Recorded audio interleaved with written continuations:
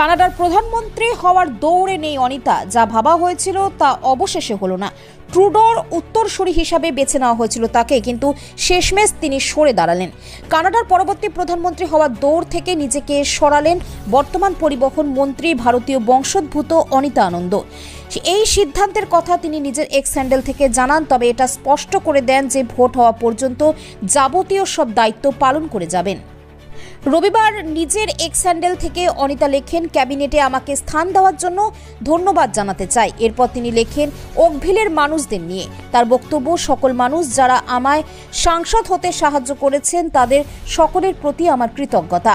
আমি ভারতীয় বংশোদ্ভূত জানা সত্ত্বেও আমাকে নির্বাচিত করেছেন সকলে। যদিও আগামী দিনে অনিতা কি করবেন সে সম্পর্কে কিছু জানা যায়নি।